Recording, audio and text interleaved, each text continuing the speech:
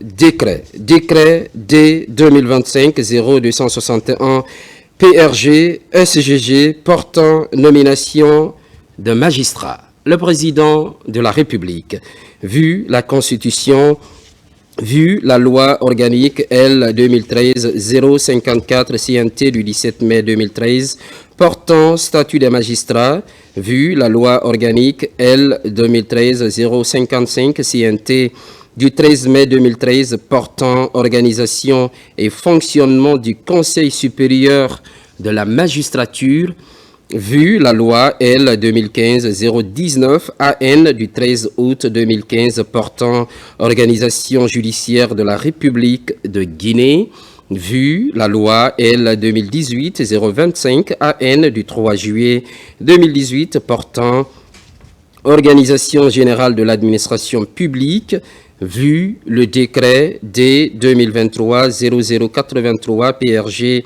CNRD SGG du 22 mars 2023 portant attribution et organisation du ministère de la Justice et des Droits de l'Homme, vu les nécessités du service décrète. Article 1er. Les magistrats dont les prénoms et noms suivent sont nommés dans les fonctions ci-après. Cour suprême, parquet général, avocat général, M.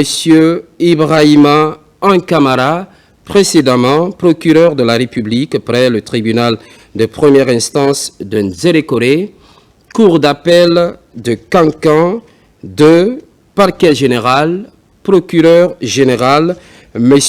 Marouane Baldé, précédemment procureur de la République près le tribunal de première instance de Massanta, 3, tribunal de première instance de Massanta, procureur de la République, M. Salimou Djabi, précédemment juge d'instruction au tribunal de première instance de l'Abbé, 4, tribunal de première instance de Nzérékoré, procureur de la République, M. Algassimo Diallo, précédemment procureur général près la cour d'appel de Kankan, 5.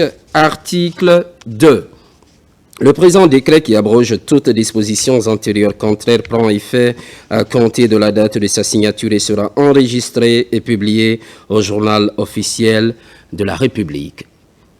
Conakry, le 18 décembre 2025, signé président Mamadi Doumbouya.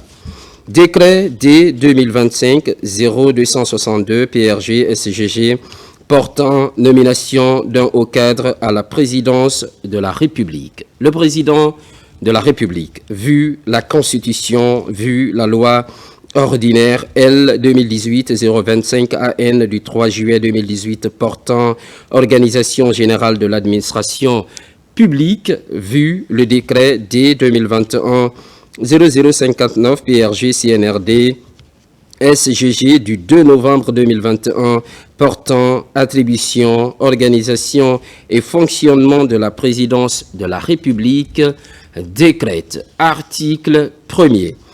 Le colonel à la retraite, Karamoko Kamara, ancien commandant du bataillon du quartier général, est nommé conseiller chargé de mission à la présidence de la République. Article 2. Le présent décret qui abroge toutes dispositions antérieures contraires prend effet à compter de la date de sa signature et sera enregistré et publié au journal officiel de la République. Conakry, le 18 décembre 2025, signé président Mamadi Doumbouya. C'est le rêve de plusieurs années qui se concrétise en Guinée, la transformation sur place de ses ressources minières, des montagnes de bauxite parmi les plus importantes au monde, extraites, chargées, exportées, mais rarement valorisées, un pays riche de son sous-sol, pauvre de sa transformation, véritable paradoxe, accepté malheureusement comme une fatalité. Aujourd'hui, cette fatalité est brisée, la Guinée décide de changer de trajectoire. C'est l'édito de cette édition réalisée par la DCI. On suit Fatoumata Kourouma. Pendant des décennies, la Guinée a porté sur ses épaules un paradoxe cruel. Un sous-sol parmi les plus riches de la planète et une économie trop longtemps cantonnée à l'exportation brute de ses ressources. de la bauxite chargée dans les cales des navires, des minerais quittant le pays sans transformation et avec eux, des milliards de valeurs ajoutées perdues, des emplois manqués, des opportunités envolées.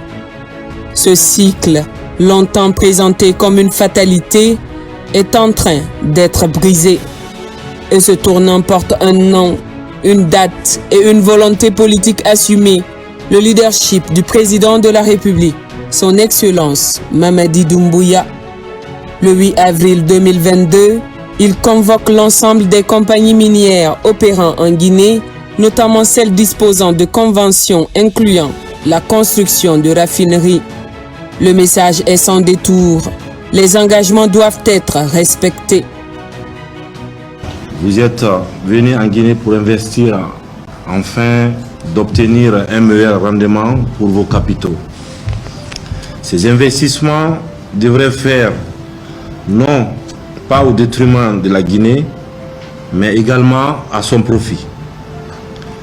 C'est cela la coopération gagnant-gagnant. Vous avez signé bien sûr des conventions d'établissement avec le gouvernement guinéen. Ces conventions contiennent de part et d'autre des engagements et des obligations. Un engagement ou une obligation non tenue est une cause de nullité de la convention. Il en est aussi du processus de transformation de nos matières premières que vous exploitez. Désormais, leur transformation sur place devient incontournable. C'est un impératif et sans délai. Fini le temps des promesses sans calendrier, fini les conventions dormantes, fini l'exportation exclusive de matières premières brutes. Désormais, le partenariat est clair, gagnant-gagnant, mais fondé sur la transformation locale, la création de valeur sur le sol guinéen et le respect strict des engagements contractuels. Ce jour-là, la doctrine industrielle de la Guinée s'est posée et a donné lieu au 26 mars 2025 qui restera gravé dans l'histoire économique de la Guinée. Ce jour-là, à Bofa, les travaux de construction de la raffinerie d'alumine de la société chinoise State Power Investment Corporation SPIC ont effectivement démarré. Un acte concret, un signal fort, une rupture nette avec des décennies d'attentisme. La construction de cette première raffinerie d'alumine est complètement en ligne avec la vision du chef de l'État, son Excellence général Mamadi Doumbouya.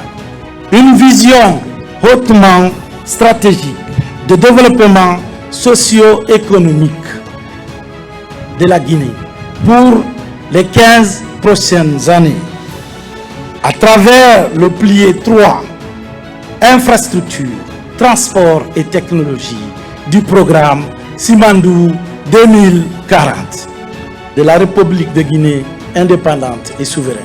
La présente cérémonie de lancement des travaux de construction de la première raffinerie d'alumine de la Guinée souveraine qui nous réunit aujourd'hui représente une avancée majeure dans la marche vers l'industrialisation de notre pays.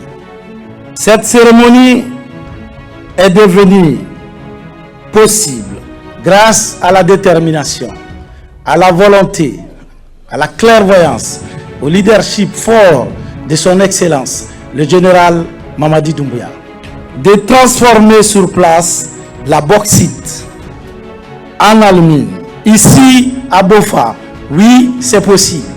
Dès le 8 avril 2022, le chef de l'État avait invité et rappelé toutes les entreprises minières opérant en Guinée leurs obligations de construction de raffineries, conformément à leur convention de base qui stipule la réalisation des raffineries en République de Guinée.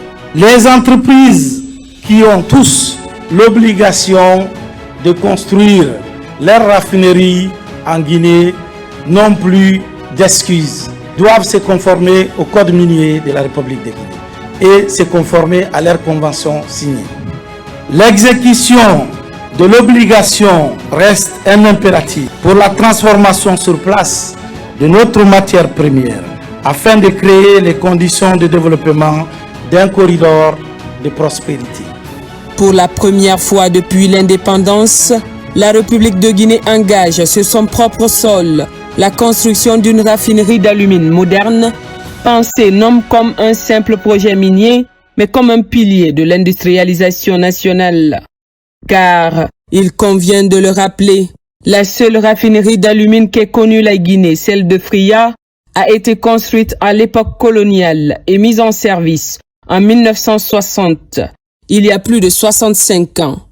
Depuis, rien, jusqu'à maintenant.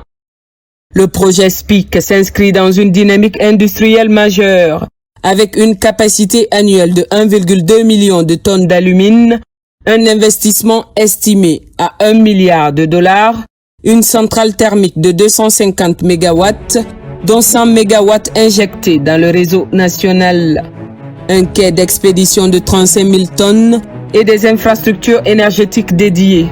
La raffinerie de Bofa, en plus d'être une usine, c'est un levier de souveraineté économique. Au-delà des chiffres, ce sont environ 10 000 emplois directs et indirects, des programmes de formation, un transfert réel de compétences et de technologies qui redessinent le paysage industriel guinéen.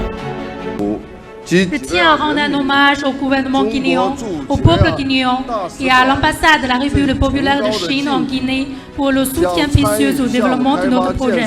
En septembre 2013, nous avons officiellement signé la convention minière du projet avec le gouvernement guinéen. La première phase du projet a été lancée en mai 2019 et mise en service avec succès en septembre 2021. Dans le processus de développement du projet, SPIC a toujours assumé ses responsabilités sociales et a tissé avec le peuple guinéen des liens d'amitié et de confiance profonde. Ainsi, quelques mois après le lancement de la raffinerie SPIC, Winning Consortium Alumina Guinée devient la confirmation d'une nouvelle ère. Le 12 décembre 2025 à Dobali, dans la sous-préfecture de Kamfarandé, un second jalon est posé. La Guinée, sous le leadership du président Mamadi Doumbouya, lance officiellement la raffinerie d'alumine de Winning Consortium Alumina Guinée. Cette raffinerie devient ainsi la deuxième initiée depuis l'indépendance et un fait s'impose avec force. Les deux seules raffineries d'alumine jamais lancées en Guinée l'ont été sous sa gouvernance. Cet événement marque la concrétisation d'engagements contractuels pris dans le cadre des conventions minières signées entre l'État et les partenaires industriels de la République de Guinée. Et témoin de notre volonté commune de passer d'un modèle d'exportation brute de nos ressources naturelles à un modèle de transformation locale dans un esprit gagnant-gagnant. Construire une raffinerie en République de Guinée n'est plus une fatalité, ce n'est plus une option. Si vous avez l'obligation de faire la transformation locale du minerai, la détermination, le leadership, les orientations stratégiques du chef de l'État sont très claires. Vous le ferez. Implantée sur 109 hectares, adossée à l'un des gisements de bauxite les plus riches au monde, la raffinerie de WCAG repose sur un procédé Bayer de dernière génération, couvrant toute la chaîne de transformation, de la dissolution à la calcination. Un investissement de 1,2 milliard de dollars, plus de 2000 emplois directs, près de 10 000 emplois indirects et une échéance claire, 2028. Ce projet suit celui de SPIC, State Power Investment Corporation, dont les travaux de construction ont démarré le 26 mars 2025 pour une fin des travaux prévus le 31 décembre 2027. Pour rappel, c'est en 1957, c'est-à-dire avant l'indépendance, que les travaux de construction de la première raffinerie d'alumine en terre africaine a démarré à Fria. Cette raffinerie a été inaugurée le 30 avril 1960. C'est pourquoi nous disons sans l'ombre d'aucun doute que son Excellence, Monsieur le Président de la République, Mamadi Doumbouya, est en train d'écrire une nouvelle page de l'histoire économique de notre cher pays, qui ne se limite pas seulement au projet Simandou. C'est la renaissance politique, économique et sociale de notre pays qui est en marche. Depuis l'avènement au pouvoir de son Excellence, Monsieur le Président de la République, d'importantes réformes ont été engagées et mises en œuvre dans le secteur minier. Ces réformes ont fait de la Guinée un grand acteur mondial de l'industrie de la bauxite, de l'alumine et de l'aluminium à cause de son impact sur le marché mondial du métal blanc. Pour illustrer cela, un tiers de la production mondiale d'aluminium en 2024, soit 72 millions de tonnes, proviennent de la bauxite guinéenne. Je me réjouis de constater aujourd'hui le démarrage de construction de cette raffinerie en terre guinéenne. La fin des travaux de construction est prévue à fin 2028, soit 2 ans de construction, ce qui est unique dans les projets de construction de raffinerie. Cela témoigne de la confiance des investisseurs internationaux à notre cher pays. Ici encore, pas de discours creux, des délais, des engagements, des résultats attendus. Tout d'abord, nous adressons nos sincères remerciements à son Excellence le Président Mamadi Doumbouya pour son engagement indéfectible en faveur de l'industrialisation nationale qui a donné une orientation claire et une confiance inébranlable pour l'investissement et le développement. Cette installation améliorera considérablement les capacités de transformation locale en Guinée, favorisera le transfert de technologies et créera des opportunités d'emploi hautement qualifiées, renforçant ainsi la position stratégique de la Guinée dans la chaîne industrielle mondiale de l'aluminium. Avec le lancement de cette raffinerie, nous ouvrons un nouveau chapitre, celui de la transformation locale et de l'augmentation de valeur. Produire à Dobali une alumine issue de nos propres ressources représente un tournant stratégique pour l'économie nationale et pour l'intégration industrielle du secteur. Ce projet transformera en profondeur notre économie par le transfert de compétences et la création d'emplois hautement qualifiés. Après le bond sans précédent de nos exportations de bauxite, nous comptons, avec d'autres entreprises du secteur bien sûr, faire de la Guinée un acteur majeur de la filière de l'aluminium. Cette dynamique ne s'arrête pas aux 2 raffineries déjà lancées. D'autres projets de raffinerie sont en cours de finalisation, portés par la même exigence de transformation locale et de respect strict des engagements contractuels. Afin de garantir la crédibilité et la réussite de ces investissements structurants, un suivi rigoureux et permanent des travaux est assuré par le comité stratégique de suivi du projet Simandou sous l'autorité directe du chef de l'État. Ce dispositif de gouvernance permet de veiller au respect des délais contractuels, à la conformité des engagements pris par les partenaires industriels et à l'alignement de chaque projet avec la vision nationale d'industrialisation. C'était important pour nous de venir toucher du doigt, s'assurer effectivement que ce qui est marqué sur les papiers, sur les documents contractuels, sont effectivement en train de se matérialiser sur le terrain. Nous félicitons vos équipes. Il faut rappeler que l'État guinéen a des parts dans cette raffinerie, au-delà des obligations réglementaires prévues dans le code minier. Et vous l'aurez aussi compris, les préoccupations du président qui sont au cœur aujourd'hui de sa vision de développement Simandou 2040, c'est le capital humain. Et donc comment former l'expertise guinéenne qui peut reprendre les projets, qui peut suivre les projets. Et nous avons en bonne intelligence aussi travaillé avec SPIC pour que le projet, dès sa phase de construction, nous puissions anticiper le capital humain guinéen que nous n'avons pas sur place, qu'il va falloir former. Sauf qu'il ne faut pas attendre que la raffinerie ouvre pour commencer à former. Donc les formations ont déjà commencé. On parle des 14 sur les 100 qui doivent partir. Les 14 premiers qui sont partis, normalement c'est 100 personnes qui doivent partir sur les 5 ans. Et chaque année, on doit envoyer 25 à 30 personnes.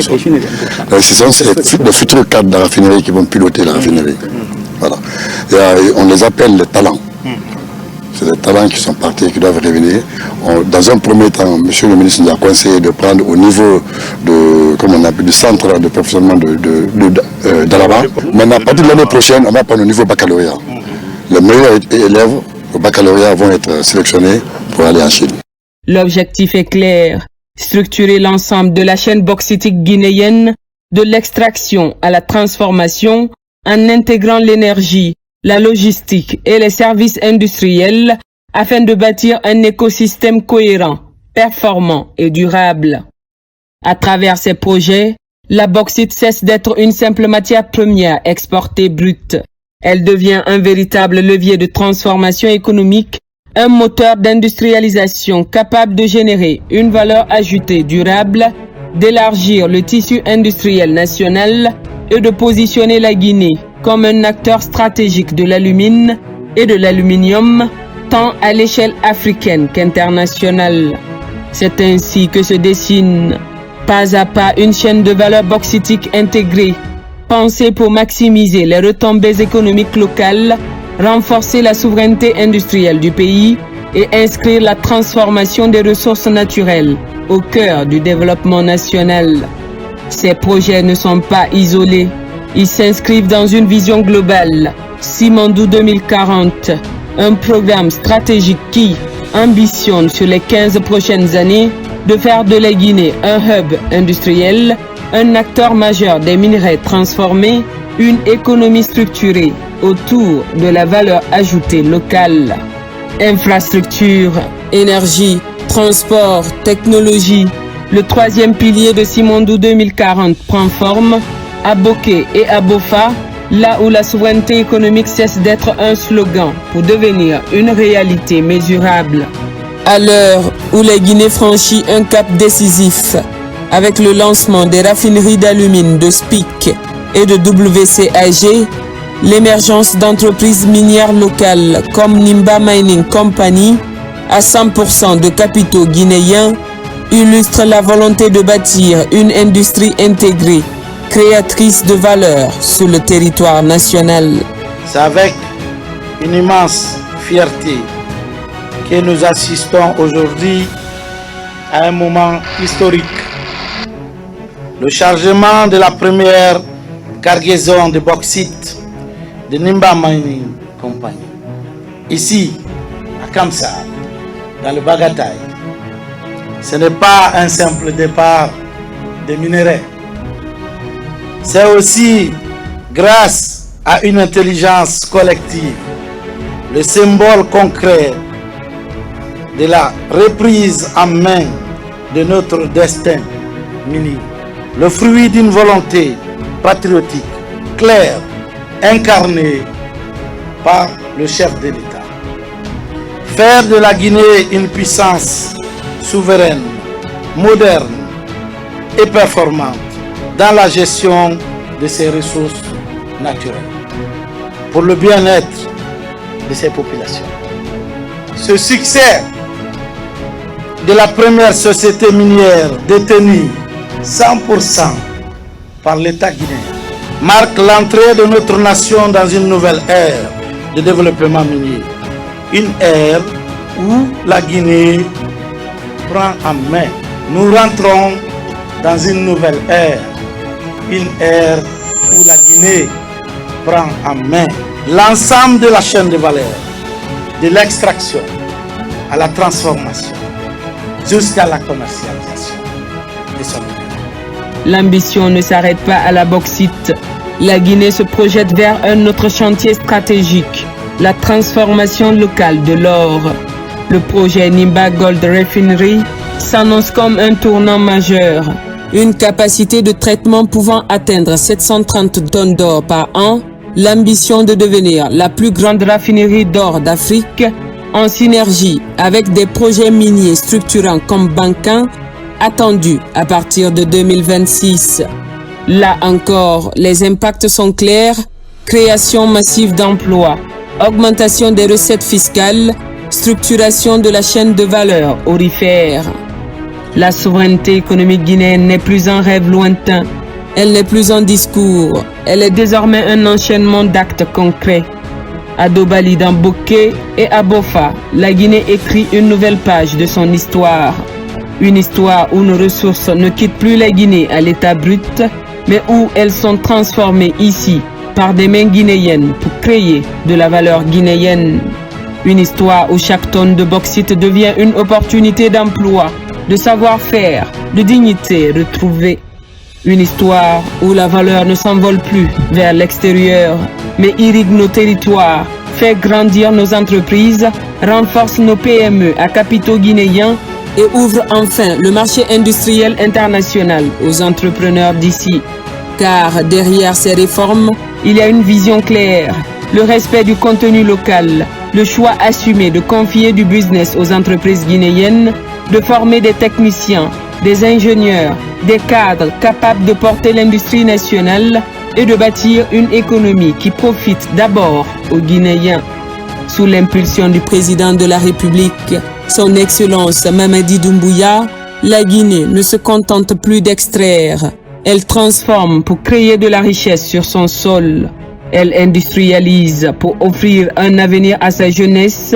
Elle s'affirme pour reprendre en main son destin économique. Et derrière chaque chantier de raffinerie qui s'élève, il y a une promesse silencieuse mais puissante, celle d'un pays qui croit enfin en lui-même, d'un peuple qui se relève et d'une Guinée qui avance. Ce mouvement est lancé, il est structuré, il est porté par une volonté politique assumée. Et désormais, il est irréversible. Au chapitre justice, crime du 28 septembre 2009, je vous l'annonçais dans les titres, réouverture du procès ce 18 décembre. Sept accusés sont appelés à la barre pour abus d'autorité, meurtre et assassinat notamment. Cet autre groupe avait été cité par Toumba Diakité pour leur implication dans le recrutement de Kalia. À cette première audience, colonel Bienvenu Lama livre sa version des faits. Korno Younoussaba, compte rendu d'audience. Jonction de procédure ou pas, le colonel Bienvenu Lama et 6 autres comparaissent devant le tribunal criminel de Dixine. La réouverture du procès des événements du 28 septembre constitue en réalité la poursuite du procès complémentaire, un an après la condamnation des Dadis, Toumba et leurs co-accusés. Il y aura jonction de procédure parce qu'ils sont tous poursuivis pour les massacres, les infractions commises au stade du 28 septembre en 2009. Et ensuite, c'est des personnes qui sont reprochées d'avoir, d'une façon ou d'une autre, participé, en tout cas de façon à donner les moyens pour les personnes qui ont eu à commettre les crimes au stade. Et nous ne sommes vraiment pas pour cette jonction de procédure. C'est pourquoi, dès l'entame du procès, nous nous sommes opposés à cette jonction. Heureusement que le président a compris qu'à l'entame de ce procès, il n'était pas question de procéder à une jonction Dans cette phase du dossier, il s'agit d'examiner le rôle des recrues de Kalia, leur présence sur les lieux et leur implication présumée dans les tueries. Des témoignages à charge, notamment ceux de Toumba contre Bienvenu Lama, ont motivé la réouverture du procès. Le tribunal criminel de Dixine, autrement composé avec la présence de nouvelles figures, va examiner les accusations et contre-accusations. Tout porte à croire que des confrontations pointent déjà à l'horizon. Évidemment, pour M. Toumba Diakité, ce sera une nécessité absolue, parce que c'est lui le principal témoin à charge contre Bienvenu Lama. J'espère qu'il acceptera de venir témoigner et de réitérer surtout tous les propos qu'il a tenus à l'audience et au moment de son procès. Ce n'est pas nous qui demandons, c'est Toumba Diakité qui a dénoncé mon client. Il a refusé de venir à la confrontation, à l'instruction. Aucun juge, aucun parquetier ne l'y a contraint, ce qui n'est pas normal. C'est pourquoi nous dénonçons fermement cette injustice, ce déséquilibre entre les parties au procès. Bienvenu Lama et 6 autres accusés, dont 3 en fuite, seront interrogés pour plusieurs chefs d'accusation, abus d'autorité, meurtre, assassinat, viol, coups et blessures volontaires, enlèvement, torture, entrave aux mesures d'assistance et omission de porter secours. Cette procédure s'inscrit dans la lutte contre l'impunité et vise à rétablir les droits des victimes du 28 septembre 2009. Après une journée riche en débats, le procès est renvoyé au 12 janvier prochain pour la suite. Santé Direction Farana, mise en service de la centrale de production d'oxygène. L'acte est officialisé par les ministres de la Santé et de la Défense nationale. Cette infrastructure est la 7e du genre dans les régions administratives. Kerno Maroufba, Mohamed Mpati Kamara. La centrale de production d'oxygène médical de Farana vient couronner ce dispositif national en couverture de cet élément vital dans cette région administrative. L'oxygène produit dans cette centrale sera acheminé gratuitement dans les hôpitaux préfectoraux de la région de Farana. La réalisation de cette centrale permettra de sauver la vie des personnes vulnérables comme les bébés et les femmes enceintes. Elle incarne notre volonté commune que chaque mère, chaque enfant et chaque patient ait l'oxygène vital, sans obstacle ni inquiétude. Ce projet n'est pas seulement une infrastructure, c'est le symbole d'une coopération qui donne à chacun la possibilité de vivre et de s'épanouir. Cette infrastructure est le fruit d'un partenariat solide entre le gouvernement à travers le ministère de la Santé et l'UNICEF par le biais du Fonds mondial. Les premières bouteilles d'oxygène produites par cette centrale sont pour la plupart acheminées dans plusieurs structures sanitaires de la région de Farana. La centrale de production d'oxygène médical que nous inaugurons aujourd'hui répond à un enjeu vital. L'oxygène est un médicament essentiel, indispensable à la prise en charge des urgences, de détresse respiratoire, des femmes enceintes dans des situations compliquées et difficiles, des nouveau-nés et des patients atteints de maladies chroniques. Avec cette infrastructure, Farana renforce son autonomie sanitaire et réduit durablement sa dépendance aux approvisionnements extérieurs. Nous remercions le général Mamadi Doumbouya, le président de la République, pour sa vision stratégique, c'est-à-dire à long terme, la construction d'une structure sanitaire, d'une architecture de santé pour le pays, et qui est en cours depuis 4 ans. Nous remercions, nous félicitons le ministre de la Santé pour l'application des instructions du chef suprême des armées par un esprit dynamique. À travers la réalisation de cette centrale d'oxygène, une avancée majeure vient d'être franchie dans la prise en charge des complications respiratoires dans cette région. Parallèlement, dans la capitale forestière, remise des titres de prise en charge, c'est au profit des malades indigents. Objectif, redonner le sourire à ces patients qui sont dans l'incapacité de se prendre en charge. Moussa Kouyaté. Zirekore, capitale de la région forestière, à plus de 1000 km de Conakry. Des malades indigents ont bénéficié des titres de prise en charge sanitaire. Un programme national initié par l'État et coordonné par le Fonds de développement social et de l'indigence. Pour l'année 2025, l'État guinéen s'est fixé pour objectif ambitieux de prendre en charge 1000 malades indigents sur toute l'étendue du territoire national. À ce jour, plus de 1200 malades indigents ont bénéficié de cet apport de l'État. Cet objectif ainsi atteint à plus de 120%, preuve de la forte volonté politique et de l'efficacité des mécanismes mis en place depuis l'arrivée du CNRD au pouvoir. Cette cérémonie, au-delà du caractère qui le revêt, est dans le programme du gouvernement pour une santé universelle. Et d'ailleurs, aujourd'hui, c'est devenu une priorité.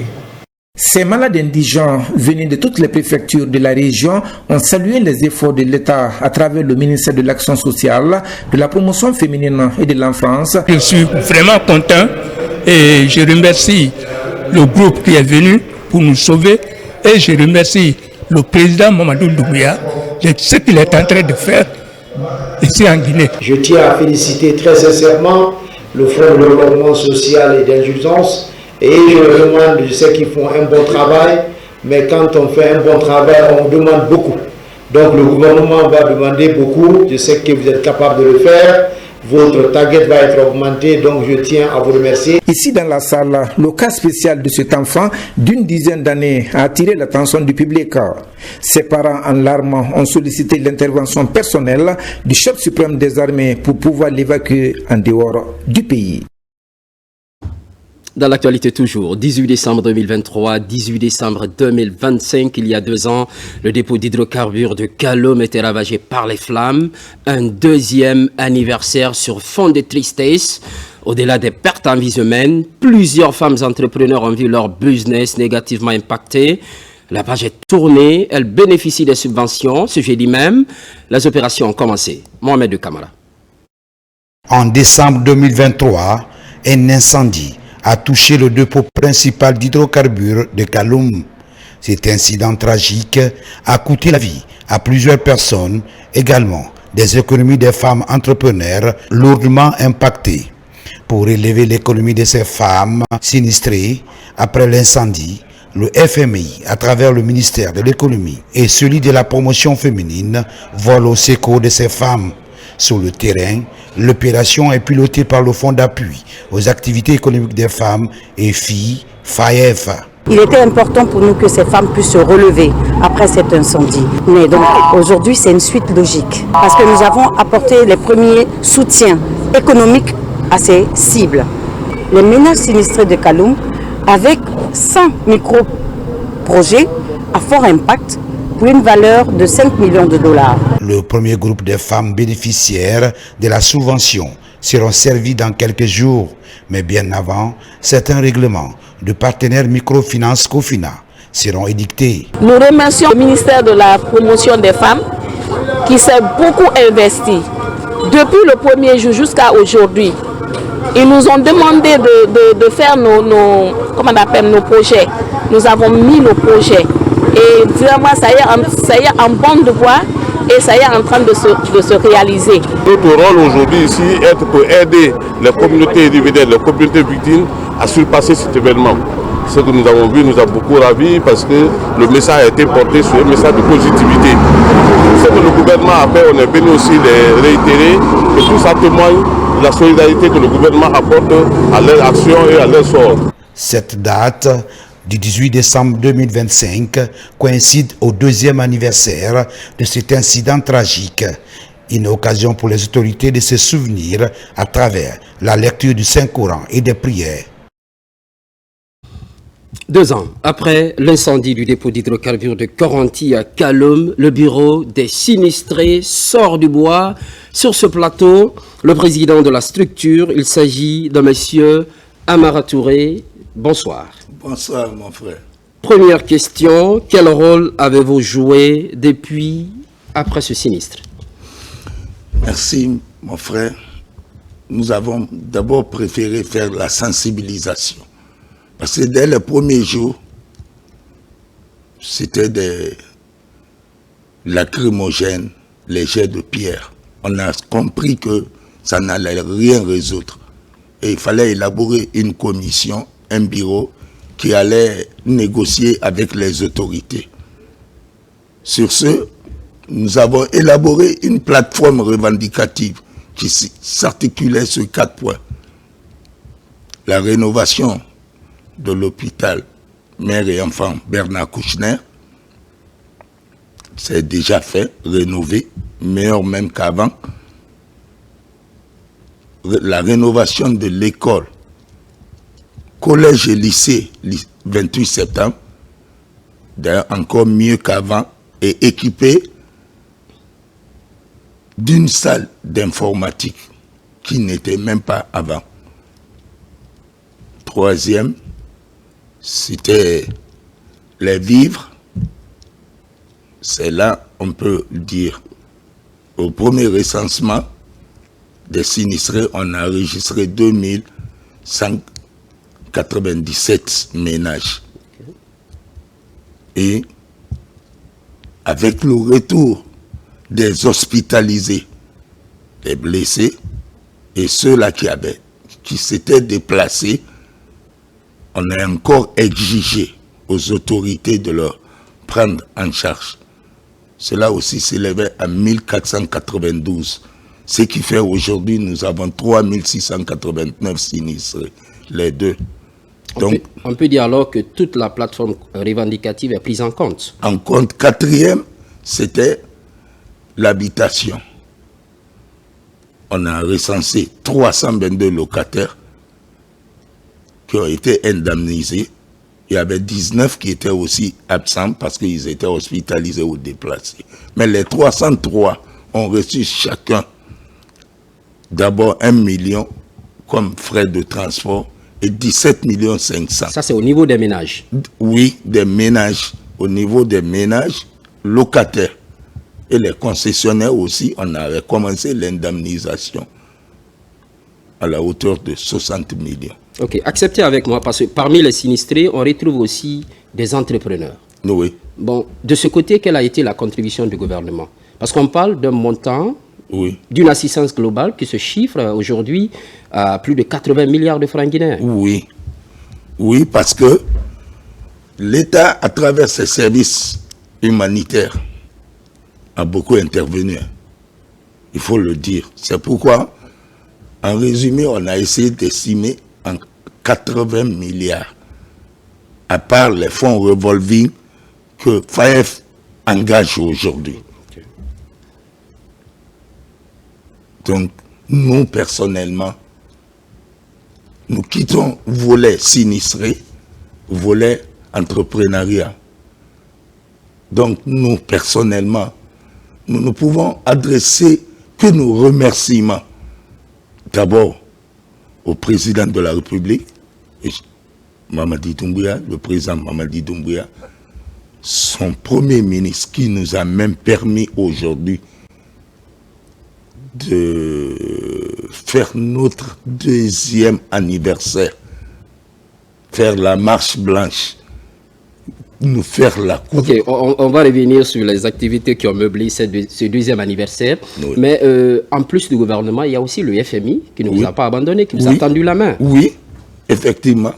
Le FMI, la Banque mondiale, je peux même dire même la Croix-Rouge, la Terre des Hommes, qui avait meublé la salle d'informatique du lycée 28 septembre.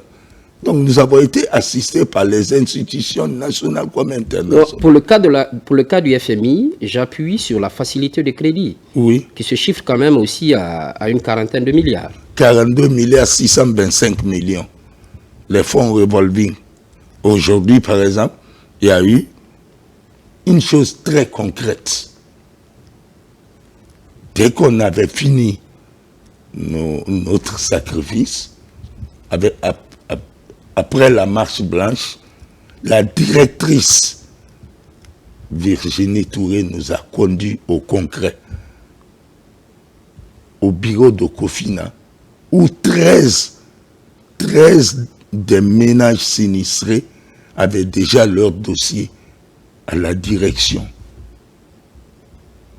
Donc, okay, il faut rappeler, ce 18 décembre rappelle le 2e anniversaire. Aujourd'hui, concrètement, qu'est-ce que vous avez posé comme acte? Aujourd'hui, nous avons voulu immortaliser nos victimes. Parce que ce sont nos frères, nos sœurs. À travers quoi? À travers le grand sacrifice.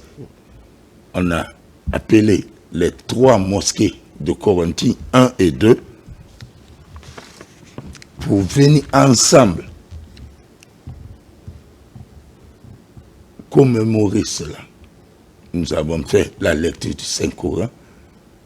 On a appelé les sinistrés massivement et après on a fait la marche blanche.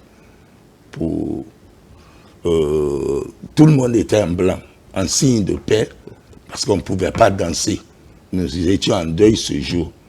Nous sommes partis et vers le site même, là où il y a eu la chose, pour implorer la clémence et la miséricorde de Dieu de leur accorder le paradis. C'est ce qu'on a fait. C'est vrai, en termes d'assistance, vous en aurez toujours besoin. Vous êtes des sinistrés, mais parmi vous, on retrouve des entrepreneurs. Oui. comme dernier appel, quel message à l'endroit de vos pères sinistrés, qui sont à la fois, qui sont également des entrepreneurs, mais aussi des autorités qui vous accompagnent sans cesse et ses partenaires aussi? Oui. Bon, le message est que si à un moment, nous étions souvent là, parce que sinistré, ça ne fait pas du bien aussi. Pourquoi? C'est comme si... On veut changer de langage, quoi. Voilà, de langage. Comme si quelqu'un vient souvent te donner de l'aumône, du cadeau. Et aujourd'hui, nous voulons quitter le volet sinistré là. Entreprendre nous-mêmes. Faire l'autonomisation. Comme ça se fait maintenant. Comme ça se fait maintenant. Et surtout être à la hauteur de la confiance de nos partenaires financiers. Et ceux-là qui ont été intermédiaires, le président, Premier ministre, le ministre des Finances, M. Mourana, le département, Mme Charlotte, et Kadiatou Virginie, qui fait les campagnes de proximité avec nous. Nous devons vraiment les honorer et les faire savoir qu'ils ne se sont pas trompés de population, quoi. C'est un plaisir de vous recevoir sur ce plateau. Merci mon frère.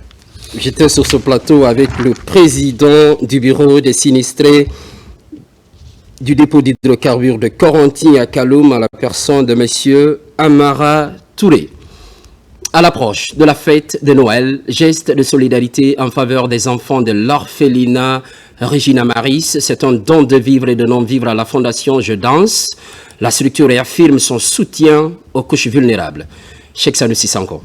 Cette humanitaire s'inscrit dans la vision sociale du président de la République, axée sur la solidarité et l'attention portée à tous les fils et filles du pays. Le don de vivre et de non-vivre, remis aux enfants de l'orphelinat Regina Maris, vise à leur redonner le sourire à l'approche des fêtes de Noël. C'est une très grande joie pour nous aujourd'hui de recevoir de la part de la Fondation Je Danse, qui vient faire des dons au nom du président de la République et au nom de tous les donateurs pour épater nos enfants. Nos enfants, aujourd'hui, ils savent qu'il n'y a pas de différence entre eux et ceux qui sont au dehors. Fidèle à la politique de soutien aux personnes vulnérables, la Fondation Je Danse se réjouit de pouvoir apporter son appui à cet orphelinat et de contribuer au bien-être des enfants. Nous remercions le chef de l'État et tous nos donateurs pour ce cadeau très précieux pour nous à l'approche des fêtes de Noël. La vision du chef de l'État, c'est que tous les Guinéens soient traités sur le même pied d'égalité. Aujourd'hui, dans les profondeurs des orphelinats, on sait que les plus démunis savent compter sur des personnes de bonne volonté, comme le chef de l'État. Le geste a profondément touché les bénéficiaires qui saluent le caractère humain et solidaire des donateurs. Merci à la Fondation Je Danse, merci pour ces dons.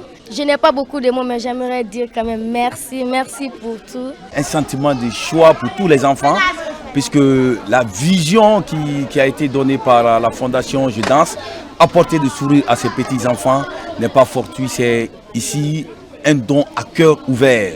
En cette période de Noël, la joie des enfants est immense, car chaque enfant a besoin d'attention et de soutien pour vivre des moments agréables conformément à la vision de solidarité prônée par le président de la République.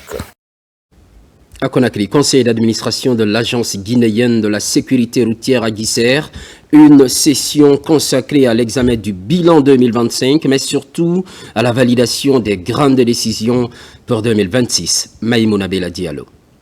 Au cœur des travaux, le rapport d'activité 2025, passé au peigne fin par les administrateurs, une étape clé pour mesurer les actions menées et ajuster les stratégies face aux défis persistants de la sécurité routière en Guinée. On se réunit souvent pour voir quels sont les moyens, quelles sont les priorités à mettre sur pied pour que vraiment l'usager guinéen se sente à l'aise au niveau de nos axes routiers. Le conseil d'administration a validé le budget 2026 et pris connaissance du plan d'action pour la même année. Les échanges ont permis de définir des priorités claires, avec des instructions fermes pour une mise en œuvre rapide et efficace des actions prévues. Nous avons examiné avec le conseil d'administration le rapport d'activité 2025 Et le plan d'action stratégique de 2026 a été présenté également au conseil d'administration. L'objectif est clair, c'est de réduire drastiquement les accidents de circulation sur la route, renforcer la formation des conducteurs de taxi-moto, des taximètres, renforcer également les compétences des policiers et des gendarmes également. Cette session s'inscrit dans une dynamique de bilan et de projection visant à rendre le plan d'action 2026 pleinement opérationnel dans les tout prochains mois. Pour le cas de l'Aguizère, c'est la gouvernance suprême pour élaborer les plans d'action stratégiques dans le cadre de la prévention des accidents de circulation et puis aussi la fourniture des moyens et la maintenance des moyens en matière de lutte contre les accidents de circulation. Avec un budget validé et un plan d'action clairement balisé, Aguizère se projette désormais vers 2026, déterminé à renforcer la prévention et à améliorer durablement la sécurité sur les routes guinéennes. On remonte à Kindia, où les officiers de police judiciaire sont la cible de 2 jours de formation. Une session axée sur les articles relatifs à la lutte contre la migration ainsi que le trafic des êtres humains. L'activité est pilotée par la direction générale de l'OPROGEM. Yaya Silla. La rencontre de Kindia des officiers de la police judiciaire de l'OPROGEM est une suite logique de renforcement des capacités organisées pour tous les membres de la direction générale de l'OPROGEM. Ici à Kindia, les notions comme la typologie des traites des êtres humains, le trafic illicite des migrants et les techniques de démantèlement des réseaux criminels de trafiquants sont entre autres débattus. Un module qui porte sur la détection de ces trafiquants dans nos différentes communautés, dans les villes, dans les agglomérations. Et nous enseignons nos cadres pour qu'ils puissent vraiment détecter non seulement les victimes, mais aussi les trafiquants qui sont vraiment des sujets très nuisibles pour la société, pour la nation toute entière. Le phénomène de migration est ancré dans le cerveau de plusieurs jeunes en quête de bien-être. Ces jeunes ignorent complètement la voie à suivre, d'où l'intervention des trafiquants. Votre mission est une mission noble qui nécessite le renforcement continu de vos capacités opérationnelles de travail. C'est pourquoi ce présent atelier, j'exhorte chacun de vous et chacune de vous à tirer une oreille attentive pour que les directives, les instructions, les instruments que nous mettons à votre disposition soient des instruments vous permettant d'augmenter vos réflexions. La direction générale de l'OPROGEM est en permanence en combat contre la dépravation des mœurs. Cette formation des officiers est un tremplin dans la lutte contre les contrevenants. On enchaîne avec la sécurisation de l'espace maritime guinéen. 6 vedettes de patrouille sont entièrement rénovées par l'état-major de l'armée de mer. C'est le chef d'état-major général des armées qui procède à la remise de ces vedettes à la brigade flottante de la marine nationale. Lieutenant Cheikh Mohamed Ali Kondé de la presse militaire. Dans l'optique de renforcer la surveillance sur le littoral guinéen, 6 vedettes patrouilleurs viennent d'être mises à la disposition des régions opérationnelles maritimes. Le chef d'état-major général des armées, entouré du chef d'état-major de l'armée des mers et de plusieurs officiers, est venu s'assurer de l'effectivité de l'opération. Un lancement qui rime avec la vision de renouveau des forces armées guinéennes prônée par les autorités du pays. Ces vedettes intercepteurs, véritables bras armés de la souveraineté nationale sur mer, ont bénéficié de travaux de réparation, de modernisation et de remise à niveau réalisés avec rigueur, professionnalisme et dans le respect des normes recommandées. Leur remise en condition opérationnelle marque le retour en force de nos unités navales dans les zones stratégiques du littoral national. Entièrement rénovées par la brigade des unités flottantes, ces vedettes devraient contribuer à accroître la vigilance en mer. Les bénéficiaires expriment leur satisfaction à la hiérarchie militaire. Nous avons eu la chance d'avoir 2 bijoux qui vont nous permettre de travailler, de servir la Guinée, pas de se servir. Nous sommes là pour un bon travail. Le travail qui nous permettra d'être plus fiers encore. La cérémonie de mise à l'eau de ces patrouilleurs a été l'occasion pour le chef d'état-major général des armées de saluer les efforts du président de la République, Mamadi Doumbouya, pour l'équipement et le renforcement des capacités opérationnelles des forces armées guinéennes. L'amélioration de la capacité opérationnelle des ROM vient à point nommé parce qu'on avait besoin, et ça fait partie aussi des recommandations du chef suprême des armées. Il ne cesse de le dire, que la marine doit encore améliorer ses conditions opérationnelles en ce qui concerne la sécurisation de l'espace maritime. Et ce coup-là vient d'être réussi. L'armée des mers guinéennes est chargée de la défense de notre espace maritime et de la lutte contre les trafics illégaux dans nos eaux territoriales. En séjour de travail à la baie, la délégation de Sikoval entreprend une série de visites de terrain. C'est pour s'assurer de l'impact de la coopération décentralisée entre les deux collectivités, des avancées enregistrées au cours des 20 dernières années. Sarafoudine Diallo, Sona Sagno. Après 2 jours de séminaire entre la commune urbaine de la baie et la délégation du Sikoval, place aux visites de terrain pour évaluer 20 ans de coopération décentralisée. La visite a été franchement satisfaisante aux yeux des partenaires Sikoval et nos amis venant du côté du Sénégal. Vous savez, quand quelqu'un t'apporte un appui, il est de ton devoir, après avoir exécuté, réalisé ces projets pour l'intérêt des citoyens, des bénéficiaires, de faire montrer ces résultats aux partenaires. Notre rôle quand on est en France, c'est de parler des projets qui sont mis en œuvre en Guinée, au Sénégal, et c'est de les défendre. Et aujourd'hui, je suis très content d'être venu parce que ce que j'ai vu, c'est beaucoup de citoyens de la baie qui sont mobilisés tous les jours pour rendre leur vie et leur ville plus belle. Cette tournée permet à la délégation, à l'ONG Partenariat et aux invités venus du Sénégal de constater les résultats obtenus dans les 4 axes prioritaires: l'eau, l'assainissement, la protection de l'environnement et la bonne gouvernance, avec plusieurs actions complémentaires. Et ensemble, nous avons fêté 20 ans de coopération, 20 ans de travail acharné, 20 ans de collaboration et 20 ans de partage humain surtout.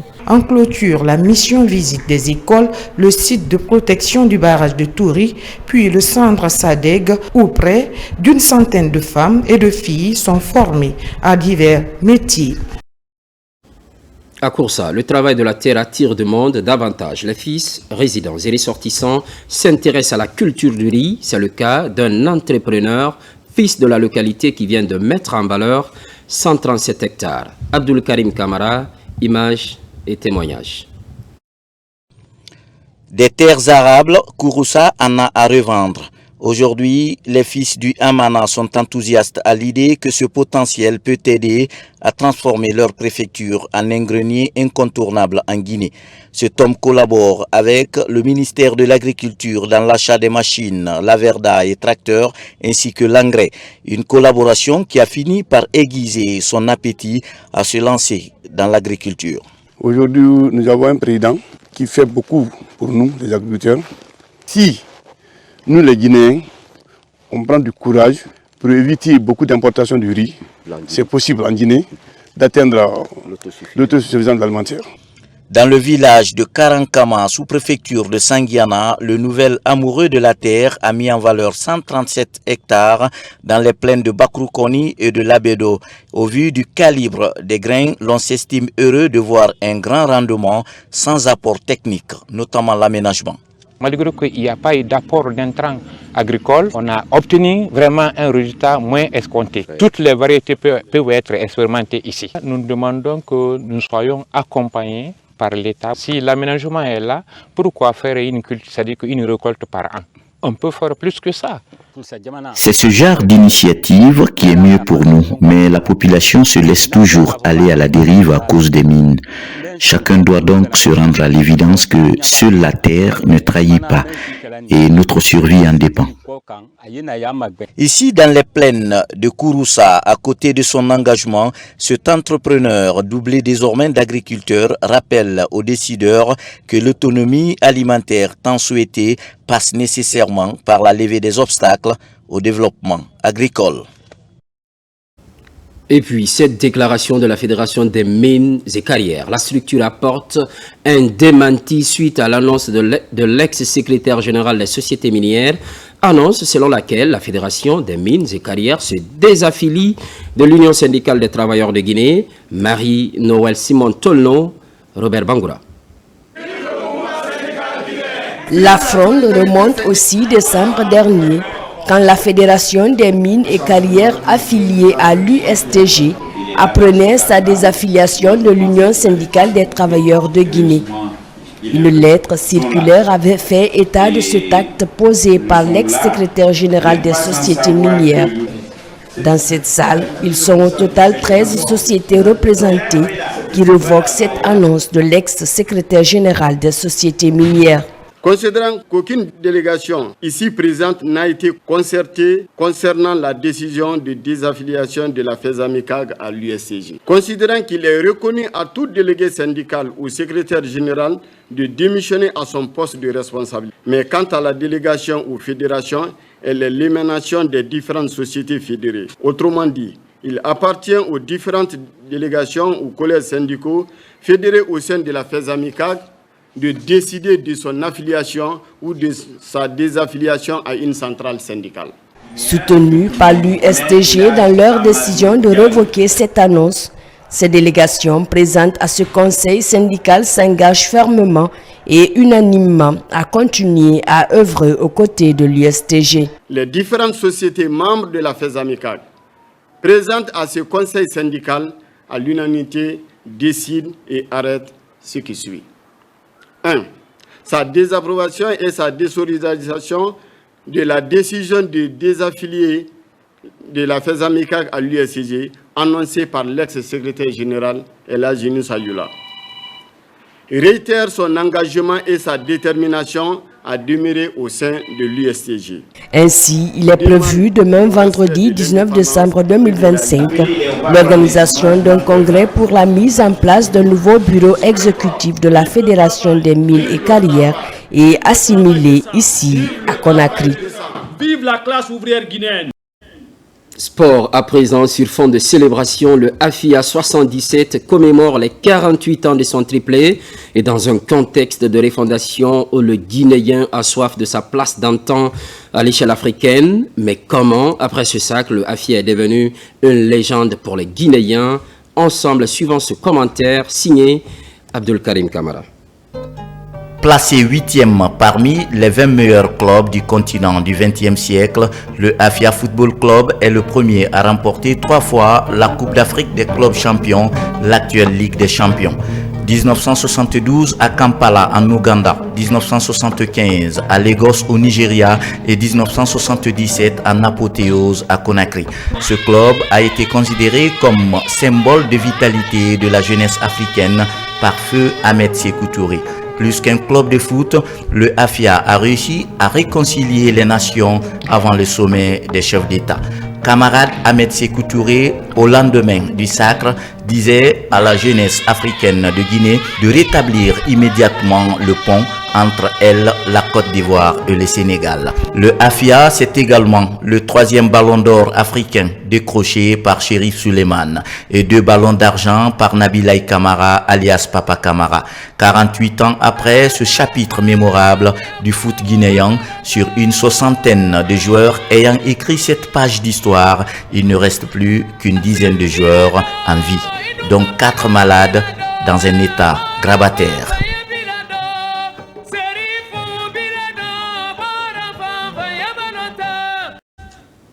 L'actualité évolue en Guinée, notre paradis, terre de richesse et d'innovation. Les programmes se poursuivent. Merci de l'estime sans cesse renouvelée. À très vite.